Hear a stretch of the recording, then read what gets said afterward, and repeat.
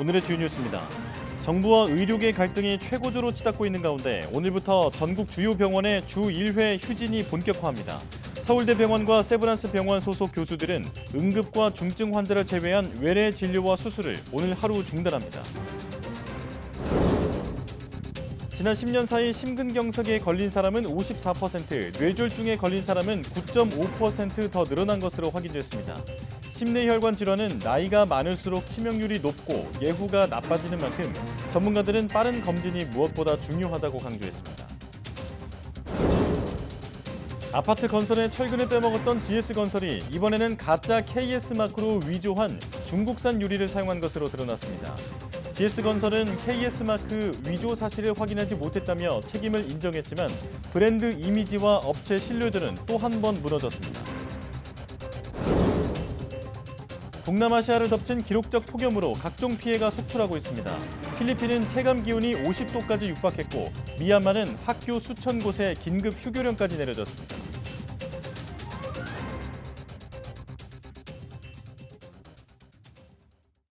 여러분 안녕하십니까? 4월 30일 사이언스 투데이입니다. 의대 증원을 둘러싼 정부와 의료계 갈등이 계속되는 가운데 오늘부터 전국 주요 병원의 주 1회 휴진이 본격화합니다. 당장 오늘 하루 서울대와 연세대, 고려대 병원 교수들이 외래 진료와 수술을 중단해 의료 공백이 커질 것으로 보입니다. 권민석 기자입니다.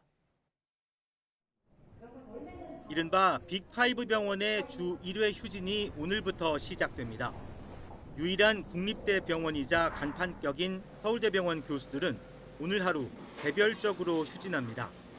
청진기를 잠시 내려놓는 대신 현재 의료대란 경과를 짚어보는 긴급 심포지엄을 열 계획입니다.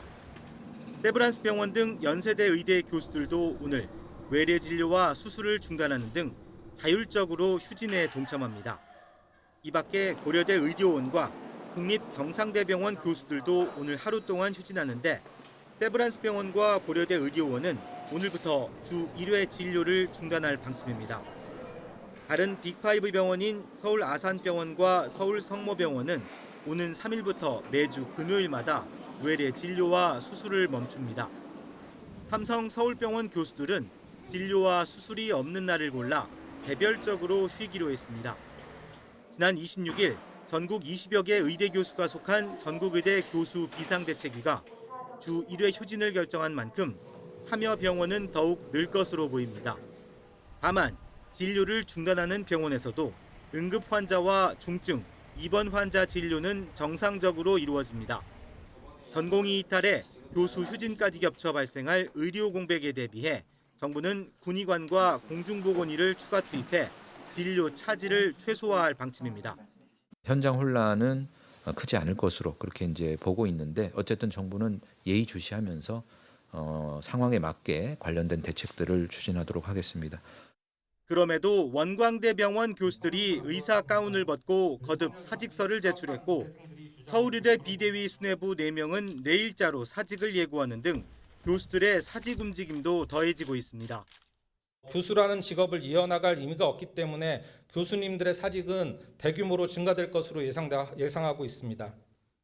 윤석열 대통령과 민주당 이재명 대표가 영수회담에서 의대 증원 협력에 공감했지만 출구 없는 의정 갈등은 악화 일로를 걷고 있습니다. YTN 권민석입니다. 이런 가운데 오늘 내년도 의대 정원이 사실상 확정됩니다. 정부는 현재 의대생들의 수업 거부 사태에 대해서도 집단 유급까지 가지 않도록 학사 운영을 탄력적으로 할 계획이라고 밝혔습니다. 염혜원 기자입니다. 내년도 의대 증원 규모가 오늘 사실상 윤곽이 드러납니다. 한국대학교육협의회에 모집 계획을 제출하면 심의를 거쳐 다음 달 말부터 대입 전형이 시작됩니다. 정부는 시한을 넘기는 대학은 많지 않을 것으로 내다보고 있습니다.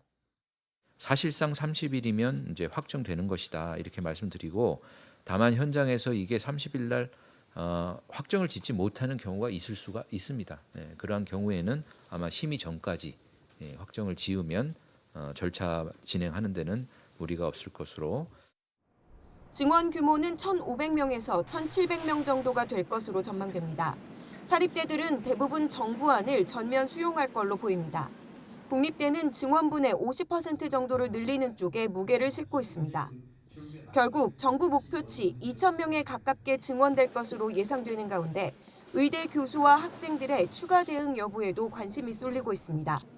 아직 개강하지 않은 의대 14곳 가운데 12군데는 이번 주, 2군데는 다음 주에 수업을 시작하기로 했지만 학생들이 실제 복귀할지는 미지수입니다. 5월 중순을 넘기면 수업 일수 부족으로 집단 유급 사태가 빚어질 우려도 큰 상황입니다. 하지만 정부는 대학별로 학기제를 학년제로 바꾸는 등의 탄력적인 학사 운영을 하고 있어서 큰 문제는 없을 걸로 보고 있습니다. 따라서 학생들의 동맹 휴학을 승인할 계획도 없다고 못 박았습니다. 의대 교수들의 사표도 실제 수리된 것은 한 건도 없다고 밝혔습니다. YTN 염혜원입니다. 코로나19와 유사한 팬데믹 재발에 대비한 국제 규범을 만들기 위한 세계보건기구 WHO 회원국들의 협상이 합의에 근접했습니다. WHO는 이날 보도자료를 통해 국제보건규약 개정안 초안을 만들기 위한 정부 간 협상기구 실무그룹이 8차까지 진행된 회의에서 중요한 진전을 봤다고 전했습니다. 회원국 간 최종 합의 단계에 가까워진 초안은 다음 달 16일에서 17일 재개될 회의에서 마지막으로 논의됩니다. 테워드로스 아드하넘 거브레예수스 WHO 사무총장은 전염병의 영향으로부터 미래 세대를 보호할 역사적인 기회를 포착한 것이라고 평가했습니다. 심뇌혈관 질환은 국내 사망 원인 최상위에 오를 정도로 심각한 질병들인데요. 이들의 발생 건수와 치명률 등에 대한 국내 공식 통계가 처음으로 발표됐습니다. 지난 10년 사이 심근경색은 54% 넘게, 뇌졸중은 9% 넘게 늘어난 것으로 확인됐습니다. 김주영 기자입니다. 심장혈관과 뇌혈관에 이상이 생기는 심뇌혈관 질환은 공포의 대상입니다. 지난 2021년 사망 원인을 집계했을 때 심근경색증 등 심장 질환이 2위, 뇌혈관 질환이 4위에 올랐기 때문입니다.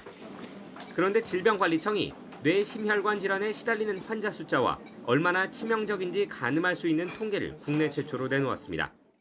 질병청이 분석한 결과를 보면 심근경색증은 지난 2011년 2만 2천여 건 발생했지만 10년 뒤인 2021년에는 3만 4천여 건으로 54% 넘게 늘어났습니다.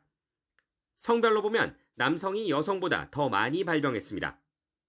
10만 명당 발병 건수는 남성이 99.4건이 대비해 여성은 35.6건으로 남성이 2.7배 넘게 많았습니다. 반대로 발병 1년 안에 숨진 사람의 비율을 나타내는 1년 치명률은 여성이 높았습니다.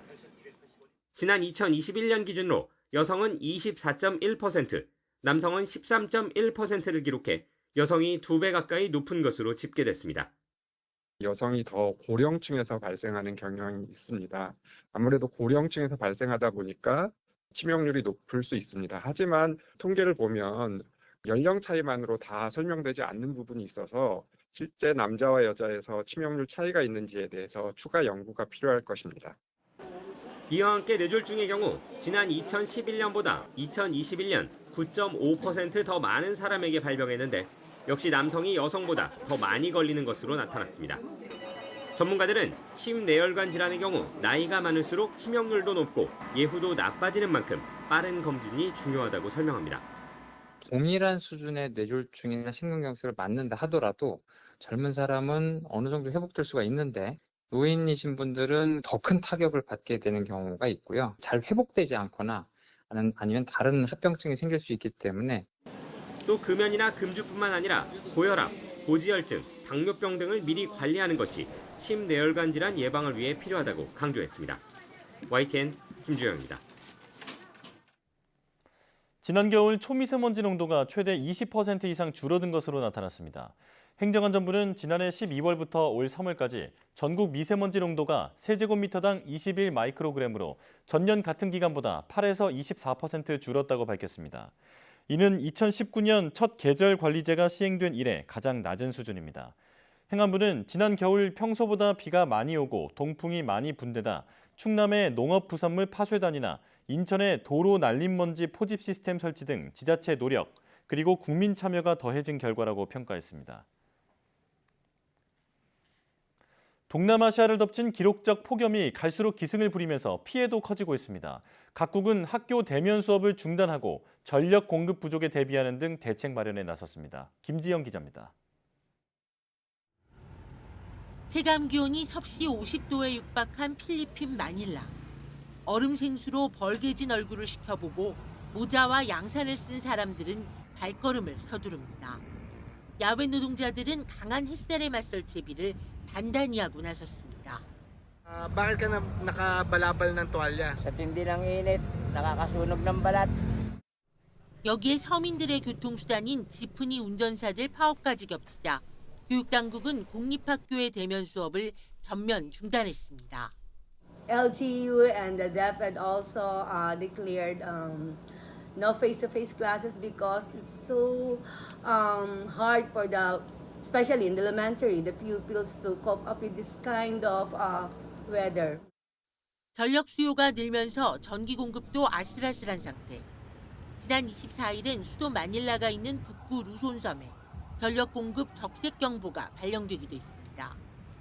인접 국가들도 사정은 비슷합니다.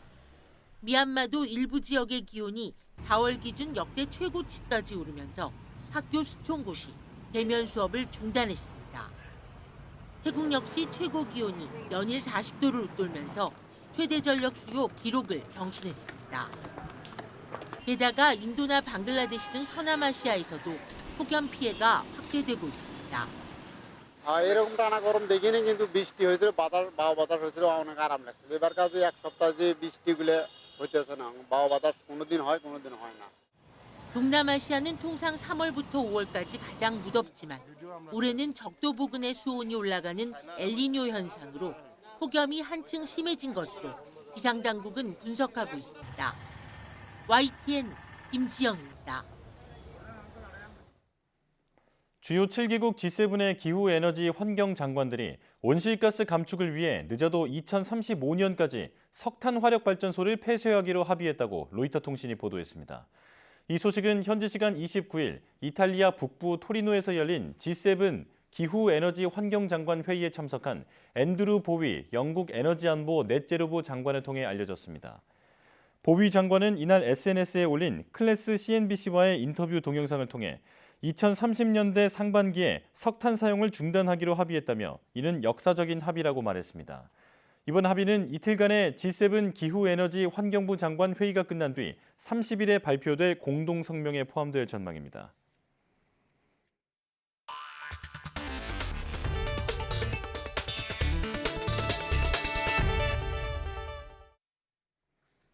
삼성전자 반도체 사업이 메모리 반도체 업황 회복으로 지난 2022년 4분기 이후 5분기 만에 흑자 전환에 성공했습니다.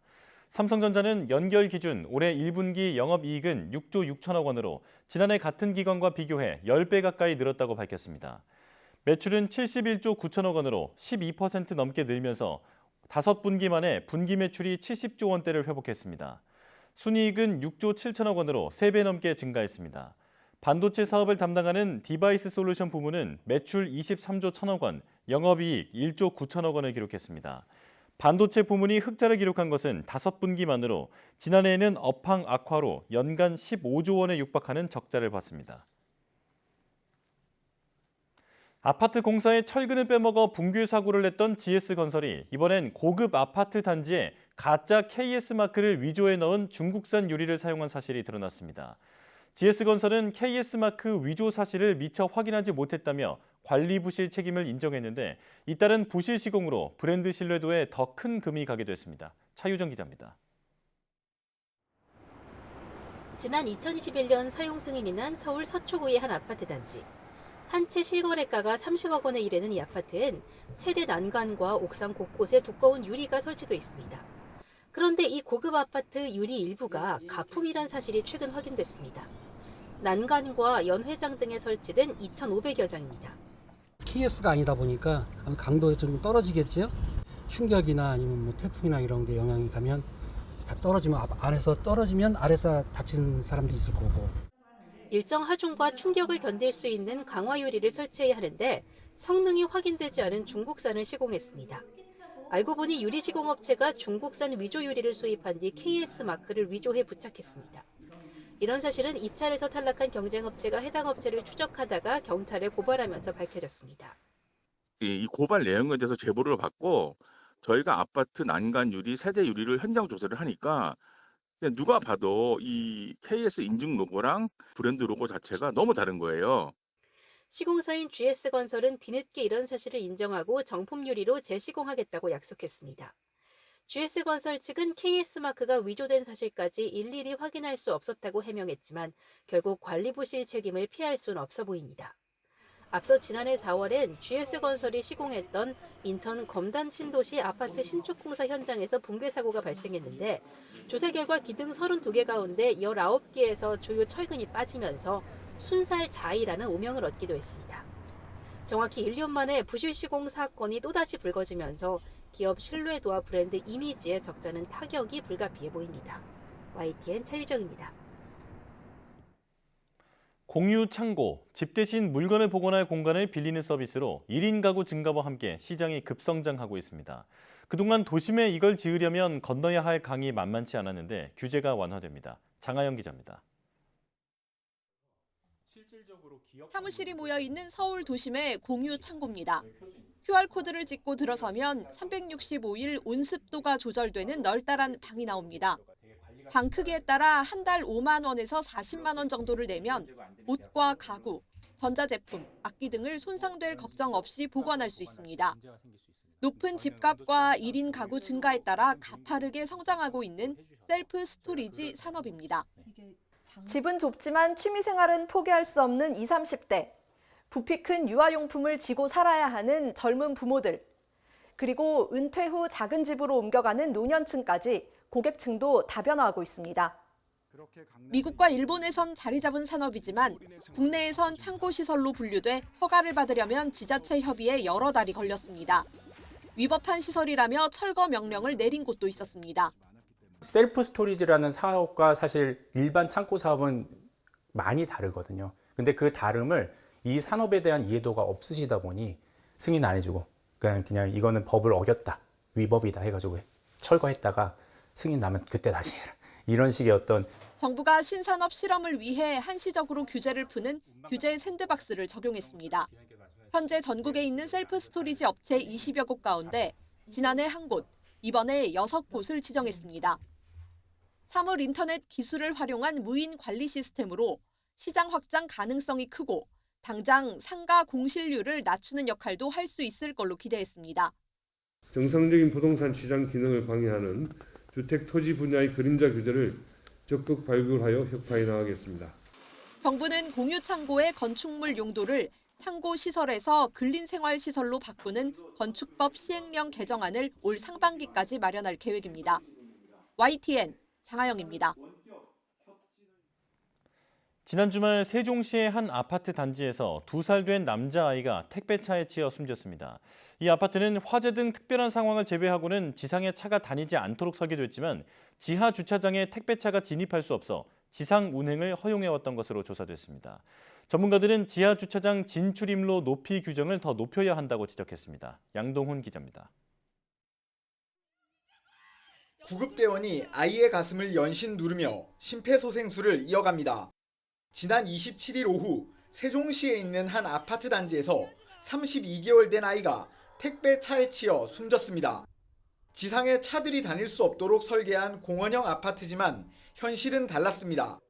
상당수 택배차가 지하주차장 입구를 통과할 수 없다 보니 지상 출입이 허용되었기 때문입니다.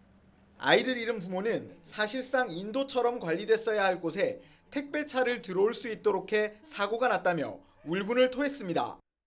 택배차가 그 1층 출입구 바로 앞에까지 주차를 해요. 거기가 아이들이 많이 뛰어노는 곳인데도 불구하고 그렇게 자주 들어와.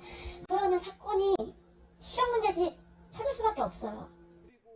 아파트 관리사무소에서는 주민들의 의견을 모아 대안을 마련하겠다며 사고 이후 택배차의 통행을 금지했습니다.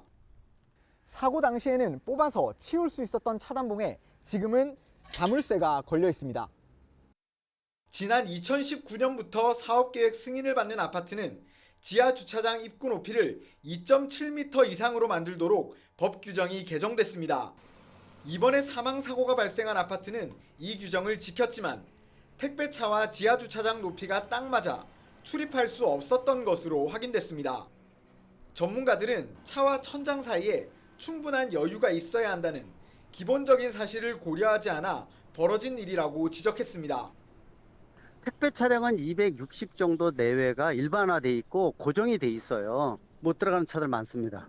층고 자체를 2.8 정도로 해놓게 되면 택배 차량에 출입하는 데는 전혀 지장이 없다고 볼 수가 있는데, 어린 아이를 먼저 떠나보낸 부모는 안전한 아파트를 만들기 위해 택배 차량 문제를 근본적으로 해결할 수 있는 대안이 이번에 꼭 마련되길 희망했습니다. 안전한 법을 아예 개정을 해서 정말 제대로 해가지고 아이들이 정말 안전하게 살 수 있는 아파트가 되어야 되지 않나 생각이 들어요. YTN 양동훈입니다. 유럽연합 EU 집행위원회가 애플의 아이패드 운영체제를 디지털 시장법 DMA 특별규제 대상에 추가했다고 외신들이 보도했습니다. 이에 따라 애플은 6개월 안에 아이패드 사용자가 애플 생태계 바깥에서 애플리케이션을 내려받거나 기기에 미리 저장된 앱을 삭제할 수 있도록 조치해야 합니다. 애플은 지난달 시행된 디지털 시장법상 특별규제 대상 기업이어서 아이폰 운영체제와 웹브라우저 사파리, 앱스토어 등이 이미 규제를 받고 있습니다. 그러나 아이패드 OS를 비롯해 MS의 브라우저 엣지, 검색엔진 빙, 자체 온라인 광고 서비스 등 4개 서비스는 정량적 요건을 충족하지 않는다며 제외했었습니다. 이유는 지난해 9월 애플과 알파벳, 아마존 애플, 바이트댄스, 메타, 마이크로소프트 등 6개 업체를 게이트키퍼로 이들 업체의 22개 서비스를 핵심 규제 대상으로 지정했습니다. 중국에서 구입한 지 3개월 된 전기차가 사고 뒤 발생한 화재로 탑승자 3명이 모두 숨졌습니다.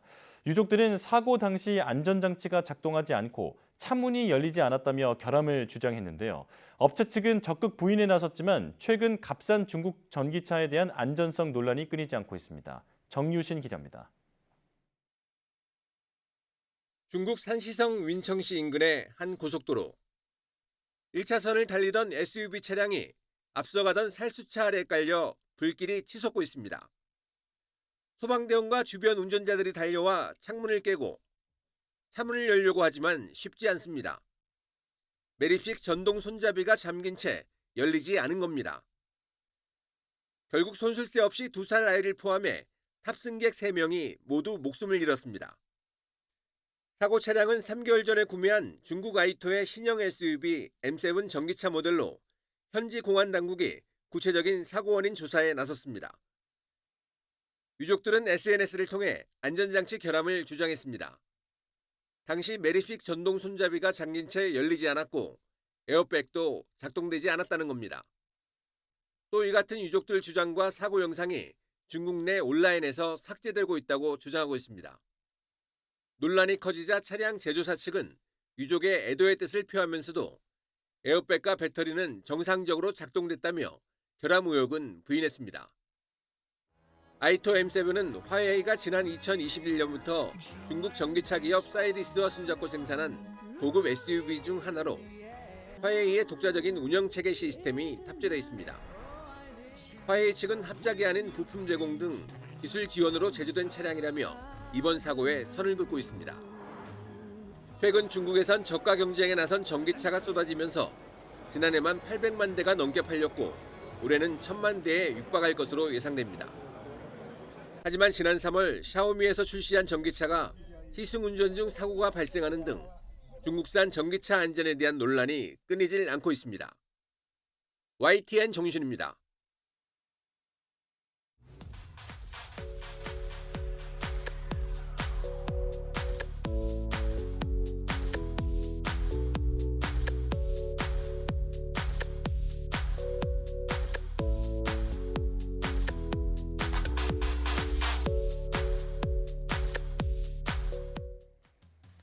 심근경색과 뇌졸중 같은 심뇌혈관 질환은 우리 국민 사망 원인 가운데 상위권을 차지할 정도로 위험한 질병인데요.